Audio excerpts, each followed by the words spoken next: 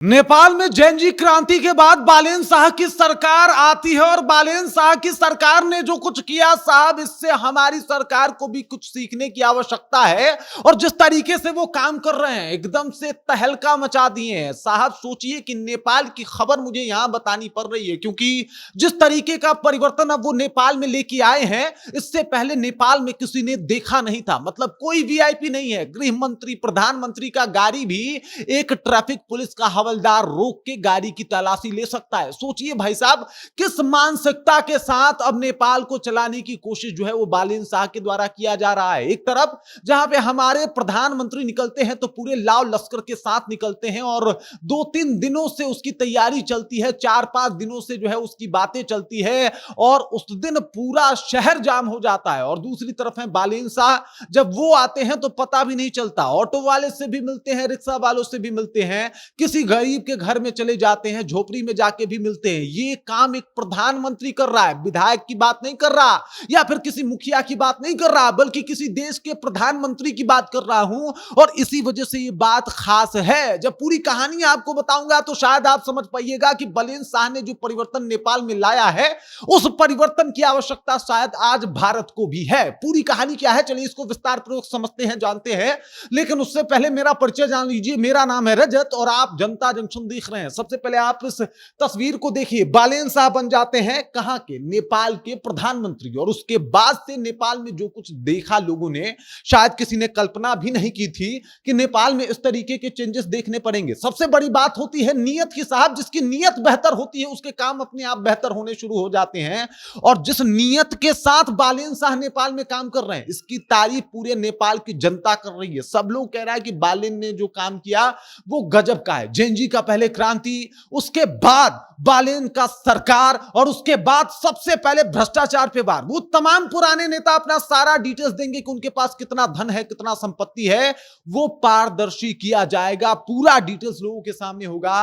कोई अगर छुपाने की कोशिश करेगा तो उसको जेल भेजा जाएगा, जैसे ओली को भेजा गया जो पूर्व प्रधानमंत्री थे नेपाल के। उसके बाद अगर शिक्षा व्यवस्था की बात की जाए तो क्लास 5 तक कोई एग्जाम नहीं होने वाला, यानी बच्चों के ऊपर कोई बर्डन जो है वो नहीं डाला जाएगा, कोई मानसिक दबाव नहीं होगा एग्जाम और परीक्षा को लेके। उसके बाद छात्र राजनीति को पूर्णतः समाप्त कर दिया। इनका मानना है कि भाई साहब स्कूल में जो है वो पढ़ने लिखने वाले को राजनीति से दूर रहना चाहिए, वो लोग पढ़ाई पे फोकस करें और अगर उनको राजनीति करना है तो पढ़ाई करके उसके बाद बाहर आए और फिर जो है वो राजनीति करें। इस तरीके की बातें जो है वो बालेन शाह की सरकार में शुरू हो गया है। सबसे मजे की बात यह है कि बालेन शाह की सरकार में एक और नियम लाया गया और इस नियम के तहत जो है वो कोई भी वीवीआईपी की जो वो परंपरा थी उसको खत्म कर दी गई। कोई भी वीवीआईपी हो या फिर बहुत बड़ा अपने आप को नेता मानता हो, फिर वो चाहे बालेन शाह हो या फिर अगर देखा जाए तो वहां के गृह मंत्री, किसी की भी गाड़ी रोक के तलाशी ली जा सकती है। तो ये जो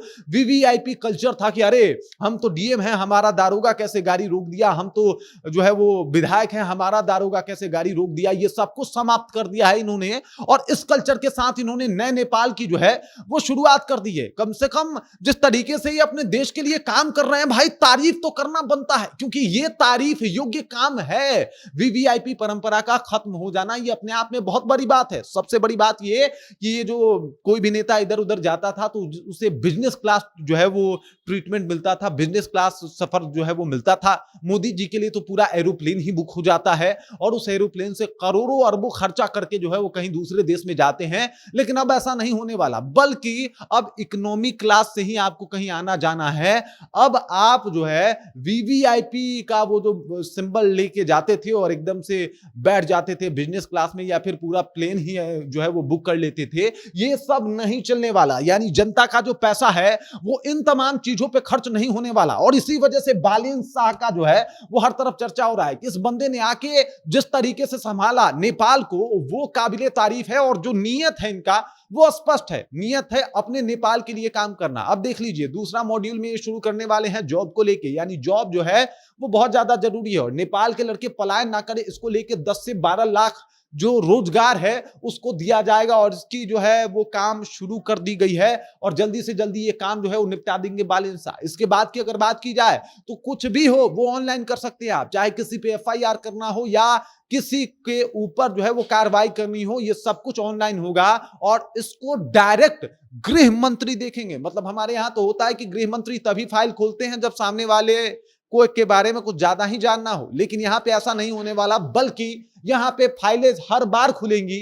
अगर कोई अपराधी है तो वो बचेगा नहीं। जिस तरीके का एक मॉड्यूल इन्होंने शेड्यूल किया है ये काबिल तारीफ है और लोग कह रहा है कि भाई अगर इस तरीके से काम हो, इस तर्ज पे काम हो तो वाकई नेपाल क्या कोई भी देश आगे बढ़ सकता है। अब बिहार में इस तरीके की परंपरा नहीं आ सकती, भारत में इस तरीके की परंपरा नहीं देखी जाती। हमारे यहां तो एक विधायक का बेटा भी चलता है तो उसके साथ 10 बोलेरो और 10 स्कॉर्पियो चलते हैं, लेकिन यहां पे एक प्रधानमंत्री जो चुपचाप जाता है, लोगों से जाके ऐसे मिलता है जैसे इनका भाई हो, इस तरीके से जाके मिलते हैं, लोगों से जाके बातचीत करते हैं, किसी के यहां पहुंच जाते हैं, किसी के यहां जो है वो बैठ जाते हैं और इतना साधारण, इतना इजी एक्सेस प्रधानमंत्री का आम जनता के लिए इससे पहले किसी ने नहीं देखा था और किसी देश में नहीं देखा था। ये सिर्फ और सिर्फ यही देखना पॉसिबल हो पाया। बाकी इस खबर, इस जानकारी को लेकर और बालेन शाह के इस काम को लेकर आप क्या सोचते हैं, आपके जहन में क्या कुछ चल रहा है, कमेंट कीजिए, अपना विचार हम तक पहुंचा दीजिए। बाकी आप देख रहे हैं जनता जंक्शन और मेरा नाम रजत है।